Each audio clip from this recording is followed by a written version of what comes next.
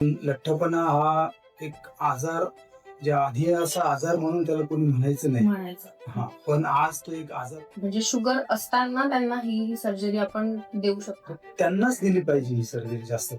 तर bariatric surgery basically याच्यामध्ये आपण शस्त्रक्रियेने पेशंटचं वजन कमी करण्यासाठी शरीरामध्ये काही बदल करतो.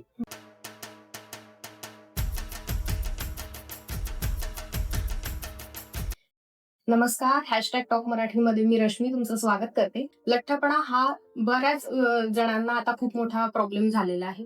फक्त एक्सरसाइज आणि डाएट याच्याने जर लठ्ठपणा तुमचा कमी होत नसेल तर अगदी सायन्सने आपल्याला खूप छान एक सर्जरी दिली आहे, बेरियाट्रिक सर्जरी म्हणून. आणि आता नाशिकमध्ये सुद्धा ही सर्जरी होते आहे. आणि डॉक्टर विजय थोरात यांनी जवळपास 15 वर्षांपासून ते ह्या सर्जरीमध्ये काम करतायत. KRH हॉस्पिटलचे डायरेक्टर आहेत आणि 15+ इयर्सचा त्यांना एक्सपिरियन्स पण आहे. तर आज आपण त्यांच्याशी याच विषयावर बोलणार आहोत. अगदी सोप्या शब्दात आपण त्यांच्याकडून या सगळ्या गोष्टी जाणून घेणार आहोत की कोणी, कधी आणि कशासाठी, किती वेळासाठी ही सर्जरी होते आणि कोणाला करता येईल, ह्या सगळ्या गोष्टी आपण ह्या पॉडकास्टमध्ये ऐकणार आहोत.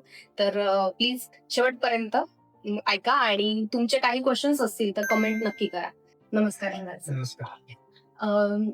आज आपला हा विषयच असा आहे, लठ्ठपणावर जी काही एक्सरसाइज होती आहे, डाएट होत आहे आणि त्यावरूनही त्यांना लठ्ठपणा घालवता येत नाही. बऱ्याचदा पोटावरची चरबी खूपच जास्त आलेली असते. तर मग त्यावेळेस सर्जरी करण्याचं एक प्रत्येकाच्या डोक्यात असतं. बट मला आता इथूनच सुरुवात करूयात आपण की ही सर्जरी जी आहे ती कोण करू शकतं आणि ती नक्की काय आहे. बरोबर. अगदी महत्वाचा विषय आहे हा आपल्या भारतीय पब्लिक साठी. कारण लठ्ठपणा हा एक आजार, जे आधी असा आजार म्हणून त्याला कोणी म्हणायचं नाही. हा, पण आज तो एक आजार म्हणून तयार झालेला आहे. बरेच आजार त्याच्याशी रिलेटेड होतात. हो, त्यामुळे ज्यांना लठ्ठपणा असतो त्या बऱ्याच पेशंटला डायबिटीज, बीपी, परत हृदयाचा आजार वाढण्याचा धोका, सांधे दुखणे, गुडघे दुखणे वगैरे असा प्रॉब्लेम चालू होतो. त्यामुळे बरेच लोक एक्सरसाइज करणं, डाएटिंग करणं असं खूप सारे प्रयत्न करतात. काहींना त्यात यश पण येतं, पण किती दिवस तुम्ही या सगळ्या गोष्टी करणार आणि मग ते प्रयत्न सोडले की पुन्हा वजन वाढतं. अशी ही सायकलच चालू राहते. त्यामुळे मग लोक वैतागतात आणि मग ते सगळे प्रयत्न सोडून देतात. आता इंडियामध्ये लहान मुलांना सुद्धा हा प्रॉब्लेम सुरू झालेला आहे. तरुण मुली असतात, लग्नाचे असतात, त्यांना मुलं बघायला येतात पण लठ्ठपणा बघून ते नकार देतात. तर ह्या अशा गोष्टींमुळे बरेच असे सोशल प्रॉब्लेम पण चालू झालेले आहेत. तर त्या सगळ्यांसाठी आपल्याला एक बेरियाट्रिक सर्जरी म्हणून एक वरदान म्हणूनच आपण त्याला म्हणू शकतो. तर बेरियाट्रिक सर्जरी बेसिकली याच्यामध्ये आपण शस्त्रक्रियेने पेशंटचं वजन कमी करण्यासाठी शरीरामध्ये काही बदल करतो. याचं काही लोकांचा असा गैरसमज आहे की बेरियाट्रिक सर्जरीमध्ये म्हणजे चरबी काढून घेणं वगैरे असे काही प्रकार करतात. हा तसा प्रकार अजिबात नाहीये. यामध्ये आपण पेशंटची जी चयापचय क्रिया जी आहे त्यामध्ये काही बदल करून पेशंटचं वजन कसं कमी होईल यासाठी ते प्रयत्न केले जातात. तर ही सर्जरी जी आहे ही मोस्टली दुर्बिणीद्वारे होते, म्हणजे लॅप्रोस्कोपिक सर्जरी होते. त्यामुळे कुठलीही चिरफाड होत नाही, पेशंटला मोठा घाव तयार होत नाही शरीरावर, काही नाही. तर एक चांगला पर्याय आहे. म्हणजे ते जे पोटावरची चरबी म्हणून ज्याच्यासाठी एक्सरसाइज केली जाते ती ह्यात नाही काढली जात. तसं काहीही केलं जात नाही. याच्यामध्ये आपण बेसिक जे वजन वाढण्याचं जे कारण आहे तेच आपण मुळापासून कमी करतो. त्यामुळे पेशंटला एकदा वजन कमी झालं की पुन्हा वाढण्याचा धोका हा राहत नाही. ओके, पण मग आपलं सर्जरी झाल्यानंतर लगेच त्यांचं वजन कमी होतं की हळूहळू वेळ लागतो, कसं असतं? हा, एकदा सर्जरी झाली की एक साधारणतः जेवढं वजन पेशंटचं एक्सेस आहे, म्हणजे वयाला जेवढं वजन पाहिजे त्याच्यापेक्षा जेवढं जास्तीचं आहे, ही सर्जरी केल्यानंतर पहिल्या 3 महिन्यामध्ये त्यातलं 50% वजन हे कमी होतं, म्हणजे हळूहळू कमी होतं. आणि उरलेलं 50% जे आहे ते पुढच्या 6 ते 8 महिन्यामध्ये कमी होतं. ओके, म्हणजे साधारण एखाद्या वर्षामध्ये हे पूर्णपणे कमी होतं. आणि कोण करू शकतं, म्हणजे किती वजन पाहिजे तुमचं तर तुम्ही हा पर्याय घेऊ शकता? आपण याच्यासाठी एक BMI म्हणून एक पॅरामीटर लावलेला आहे, ज्यामध्ये आपण पेशंटचं वजन आणि उंची याचं गुणोत्तर काढतो. तर ज्या पेशंटचं BMI हा 35च्या पुढे आहे त्यांची आपण ही मोस्टली सर्जरी करतो. पण ज्या पेशंटला डायबिटीज आहे, बीपीचा त्रास आहे, हृदयाचा त्रास आहे किंवा किडनीचा काही त्रास आहे, अशा पेशंट्स मध्ये 32 BMI जरी असेल तरी पण आपण ही शस्त्रक्रिया करून घेतो. ओके, म्हणजे ते क्युअर करतात. हो. ओके, म्हणजे हा असा डायबिटीज किंवा जो पण काही आजार आहे, सांधेदुखी, गुडघेदुखी, हा सगळा याच्यानंतर क्युअर होतोच. आणि हे गॅरेंटेड असं प्रत्येकाला होतं. आता डायबिटीज मध्ये तर मोस्टली असं आहे की ही शस्त्रक्रिया सुरुवातीला जेव्हा इन्व्हेंट झाली ती मोस्टली डायबिटीज कंट्रोल करण्यासाठी झाली होती. हो. पण त्यावेळेस असं लक्षात आलं की ज्या ज्या पेशंटला ही शस्त्रक्रिया केली त्यांचं वजन पण खूप कमी होऊन गेलं. म्हणून मग ती ज्यांचं वजन जास्त आहे त्यांच्यासाठी सुद्धा ही शस्त्रक्रिया करण्याचा पर्याय ठेवला. तर आता इंडियामध्ये असं आहे की साधारणतः 80% जे डायबिटीस पेशंट आहेत हे सगळे वजन वाढलेले किंवा ओबीस पेशंट आहेत, लठ्ठ पेशंट आहेत. त्यामुळे ह्या सगळ्या पेशंटनी जरी सर्जरी करून घेतली तरी त्या सर्वांचा डायबिटीस हा मुळापासून जातो. म्हणजे शुगर असताना त्यांना ही सर्जरी आपण देऊ शकतो. त्यांनाच दिली पाहिजे ही सर्जरी जास्त. पण मग ते असा पण एक म्हणजे एक मिथ आहे, असं म्हणजे मिथ आहे की नाही माहित नाही मला, बट असं बोललं जातं की शुगर असताना सर्जरी करणं खूपच धोकादायक आहे वगैरे. मग त्यात हा मोडत नाही का हा सर्जरीचा? तसं नाहीये. बेसिकली डायबिटीज आहे म्हणजे शस्त्रक्रिया होणार नाही असं नाहीये. शुगर जर कंट्रोल केली आपण तर आपण कुठली शस्त्रक्रिया ही सुरक्षितपणे करू शकतो. ओके, म्हणजे त्यात आधी बरेच मेडिकल घ्यावं लागतं का सर्जरीच्या आधी? असं काही नाही. पेशंटचं एक बेसिकली कुठली शस्त्रक्रिया करण्यासाठी आपण पेशंटचं फिटनेस बघतो की हा पेशंट कुठल्याही शस्त्रक्रियेसाठी आपल्याला पूर्णपणे भूल पण द्यावी लागते. त्या भुलीसाठी पेशंट फिट आहे की नाही याची आपण एक फिटनेस टेस्ट घेतो पेशंटची. तर त्याच्यात सगळे ब्लड टेस्ट वगैरे होतात. काही पेशंट्सला हृदयाचा प्रॉब्लेम असेल तर 2D इको केलं जातं, ECG केलं जातो, एक्सरे, छातीचा एक्सरे केला जातो. या सगळ्या गोष्टी बघून मग आपण सगळं ते ठरवतो की पेशंट सर्जरीसाठी फिट आहे की नाही.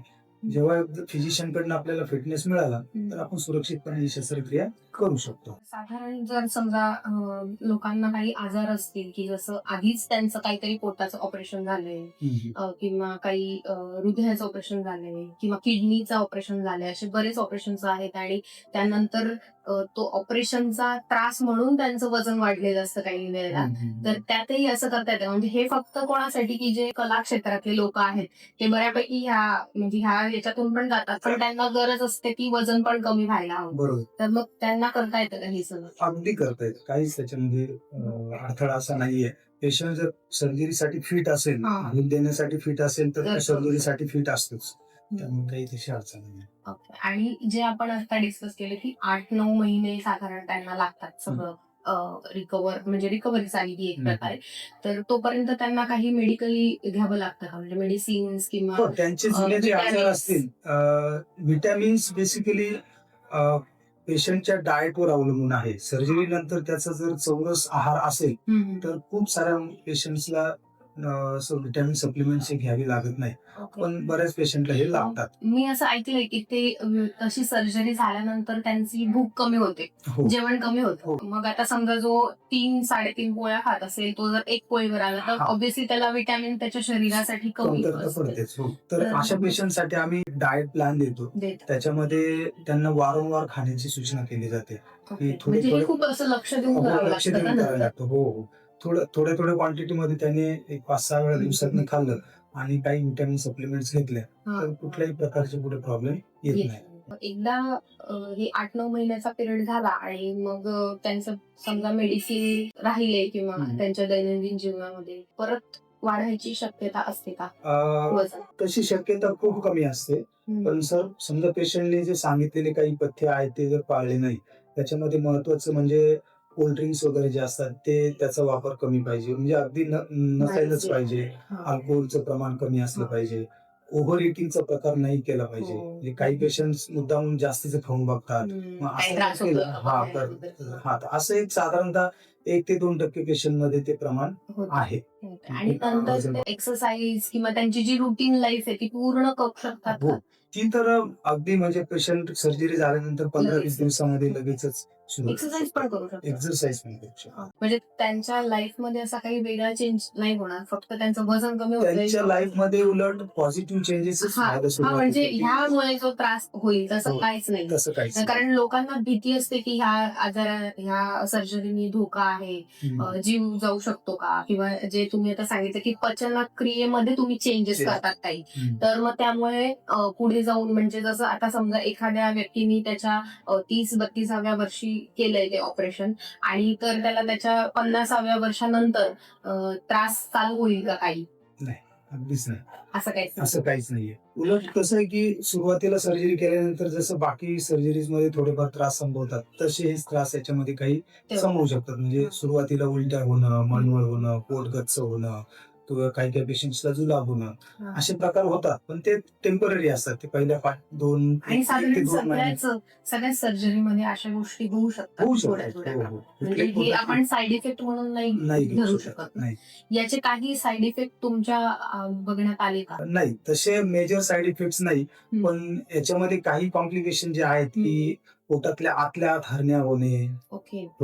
असे काही साईड इफेक्ट होऊ शकतात, पण त्याची शक्यता ही खूप खूप कमी आहे. बरं. असं तुमच्या याच्यात नाही, माझ्या तरी अजून नाही आले का बघण्यात? इन्शुरन्स वगैरे किंवा काही आहे का? हा, 2022च्या आधीपर्यंत ही शस्त्रक्रिया इन्शुरन्स मध्ये कव्हर होत नव्हती, कारण याला बेसिकली या सर्जरीला कॉस्मेटिक सर्जरी म्हणून लेबल दिलेलं गेलं होतं. त्यामुळे इन्शुरन्स कंपनी पण त्याला कॉस्मेटिकच्या अंडर टाकून त्याला डिनाय करायच्या. पण 2022 पर्यंत बऱ्याचशा बेरियाट्रिक सर्जन्सनी प्रयत्न करून त्याचा सायंटिफिक डाटा उपलब्ध करून दिला. ही सर्जरी फक्त कॉस्मेटिक म्हणून नाहीये, तर ही लाईफ सेव्हिंग सर्जरी पण आहे की ज्याच्यामध्ये तुमचा डायबिटीस कमी होतोय, मुळापासूनच जातोय, बीपीचा त्रास कमी होतो, हृदयाचा धोका कमी होतो, किडनीचे आजार कमी होतात. त्यामुळे हे इन्शुरन्स वाल्यांनी ऐकून 2022 पासून ही शस्त्रक्रिया आता इन्शुरन्स मध्ये पण करू होते. आपल्या हॉस्पिटलमध्ये सोय उपलब्ध आहे. आणि आता कॉस्मेटिक्सचा विषय निघाला म्हणून तर ही सर्जरी कॉस्मेटिक्स साठी ज्याने केलेली आहे, म्हणजे समजा की त्यांचं लुक चांगलं करण्यासाठी, तर त्यांना पुढे जाऊन केस गळणे वगैरे किंवा असा दुसरा काही त्रास होतो का? त्रास होतो हा, पण तो टेम्पररी असतो. पहिले 3 ते 6 महिने थोडेफार केस गळतात, पण त्यानंतर तो त्रास कमी होऊन पुन्हा केस यायला लागतात. आताच एक 3 वर्षापूर्वी माझ्याकडे एक 19 वर्षाची मुलगी होती. तिचं वजन जवळजवळ 110 किलोच्या आसपास होतं. तिला असंच की मुलं बघायला येतात, लग्न होत नाही, म्हणून तिने सर्जरी केली. सर्जरी नंतर तिचे 6 महिन्यामध्ये तिचं लग्न जमलं. हळूहळू कमी होऊन गेलं, म्हणजे ती नॉर्मलच. आणि किती आता 110 बोलले ना तिचं वजन, तर किती होतं ते वजन? म्हणजे तुम्ही कितीपर्यंत कमी आणता येतं ते आपल्याला? म्हणजे त्यांच्या बॉडीनुसारच असतं, बट तरी पण असे किती आता 110 किलोचं जे पेशंट आहे तिचं वजन ऑलमोस्ट 75 पर्यंत आलेलं होतं. ओके, म्हणजे एवढी 20-25 किलोचा फरक जास्त, 35 किलोचा फरक पडला. 100 ज्यांचं वजन आहे ते साधारण नॉर्मलच येतात. शस्त्रक्रिया झाल्यानंतर प्रेग्नन्सी साठी काही प्रॉब्लेम येतो का बायकांना? नाही, बेसिकली जे लठ्ठ बायका असतात त्यांना इन्फर्टिलिटीचा प्रॉब्लेम हा असतोच बऱ्याच लेडीजला. तर सर्जरी केल्यानंतर तो प्रॉब्लेम बऱ्याच अंशी कमी होतो, त्यामुळे प्रेग्नन्सी राहण्याची शक्यता वाढते. पण तरीही एक साधारणतः पहिले 1.5 वर्ष तरी प्रेग्नन्सी नाही ठेवली पाहिजे सर्जरी. आणि प्रेग्नन्सीच्या दरम्यान जसं भूकच कमी होते असं आपण म्हणतो, पण प्रेग्नन्सी मध्ये तर जास्त म्हणजे इंटेक घ्यावा लागतो, तर मग तेव्हा कसं हे म्हणूनच आपण ती 18 महिन्यापर्यंत प्रेग्नन्सी नाही ठेवत. म्हणजे नंतर कोणी नॉर्मल व्यक्ती पण असं व्यवस्थित जेवण करू शकतो का? हो. त्याची क्वांटिटी कमी असते, पण टायमिंग त्यांनी जर तिला पण तसं करतात. आणि हे ह्या सर्जरीसाठी काही प्रकार आहेत का, की प्रत्येकाला एकच? नाही, त्याच्यामध्ये 3-4 प्रकार आहेत. ज्याच्यामध्ये पहिली जी सर्जरी आहे त्याच्यात रिस्ट्रिक्टिव्ह म्हणतो, म्हणजे एकदम खाणं हे कमीच आहे. दुसरी जी आहे ती माल ऍब्सॉर्प्टिव्ह, म्हणजे ज्याच्यामध्ये आपण जे खाल्लेलं आहे ते पचन न होता तसंच ते मला वाटे बाहेर पडेल आणि तिसरा प्रकार जो आहे तो रिस्ट्रिक्टिव्ह प्लस माल ऍब्सॉर्प्टिव्ह, म्हणजे ज्याच्यामध्ये खाणं पण कमी जाईल आणि जेवढं खाल्लंय त्यातला पण बराचसा भाग हा जशाच तसा बाहेर पडेल. मी असं ऐकलंय की याच्यातला कोणता प्रकार आहे मला माहित नाही, बट त्यामध्ये डायरेक्ट म्हणजे जी अन्न नलिका आहे ती डायरेक्ट खालच्या नळ्यांना जोडली जाते आणि मधला जो भाग आहे तो तसाच ठेवला जातो, असं काही आहे त्याला का? हो तसं त्याला गॅस्ट्रिक बायपास म्हणून सर्जरी ओके. म्हणतात. पण मग तो जो मधला जो भाग आहे जो शरीरात कंटिन्यू असतो त्याला काही प्रॉब्लेम व्हायची शक्यता असते का? नाही, त्याला काही नाही. तो कारण त्याचं वर्क पूर्ण बंद होतं ना. नाही, पूर्णपणे बंद नाही होत नाही. त्याचं काही प्रमाणात त्याचं चालू असतं. काळजी हे चालूच असतं. म्हणजे त्याचा नंतर काही त्रास वगैरे असं काहीच नाही. नाही. नाशिककरांना तुम्ही काही सांगू शकाल का की ज्यांना हे ऑपरेशन करायचंय पण घाबरतायत वगैरे? ज्या पेशंटला ओबेसिटीचा प्रॉब्लेम आहे ते जर पूर्ण सगळं मेडिसिनचा प्रयत्न करून थकले, एक्सरसाइज करून थकले, तर अशांना मी नक्की सांगेन की त्यांनी बेरियाट्रिक सर्जरीचा पर्याय हा घ्या. नक्की घ्यावा. ही सर्जरी आजच्या आधुनिक वैद्यकशास्त्राच्या प्रगतीमध्ये खूप सुरक्षित आणि रिझल्ट ओरिएंटेड सर्जरी आहे. त्यामुळे निश्चितच मी सांगेन की ही सर्जरी करून घ्यायला काहीच हरकत नाही. म्हणजे घाबरण्याचं असं काही कारण नाही. आणि आपल्या केअरेज मध्ये आपण इन्शुरन्स वगैरे सगळं करतोय ही सर्जरी इन्शुरन्स मध्ये कव्हर होते. आपल्या रुग्णालयामध्ये खूप साऱ्या इन्शुरन्स कंपन्यांची कॅशलेस फॅसिलिटीज अवेलेबल आहे. कॅशलेस मध्ये पण होते. त्यामुळे खूप मोठा खर्च येईल किंवा काय तो इन्शुरन्स कंपनी. आणि आपल्याकडे बरेच सर्जरी झाले आतापर्यंत जवळजवळ 100च्या वर सर्जरी झालेल्या आहेत आणि हे सगळे पेशंट खुश आहेत, आनंदी आहेत. ते त्यांच्या आयुष्यामध्ये त्या आयुष्याची मजा घेत आहेत. Okay, thank you so much sir. आज तुम्ही खूप अगदी सोप्या शब्दात सांगितलं, कारण मला वाटतं आपल्या ऑडियन्सला पण हे खूप आवडेल की ज्यांनी ह्याचा अभ्यास गुगलवर केलेला आहे त्यांना थोडासा प्रॉब्लेम येतो की त्यांची मेकॅनिकली तुमची टेक्निकली जी लँग्वेज आहे ती समजायला प्रॉब्लेम होतो. आणि तुम्ही अगदी म्हणजे मला वाटतं बऱ्याच जणांची भीती पण घालवली आहे. तर थँक्यू सो मच की तुम्ही आमच्या पॉडकास्टमध्ये आले. नेक्स्ट टाइम पण आपण जरूर भेटू एखाद्या दुसऱ्या विषयावर. आज आपण हा जो विषय घेतलेला आहे हा अगदीच छान आहे आणि मला वाटतं की तुम्ही बरेच क्वेश्चन्स तुमचे मनातले सॉल्व्ह केले असतील याच्यावर. तर मला वाटतं की तुम्ही आता एक छान कमेंट करा की तुम्हाला हा पॉडकास्ट कसा वाटला आणि ह्यात तुम्हाला अजून काही क्वेश्चन्स असतील जे सरांना विचारायचे ते नक्की कमेंट करा, म्हणजे मी त्यांना ते विचारून तुम्हाला कमेंटचं रिप्लाय नक्कीच देईन. Thank you so much.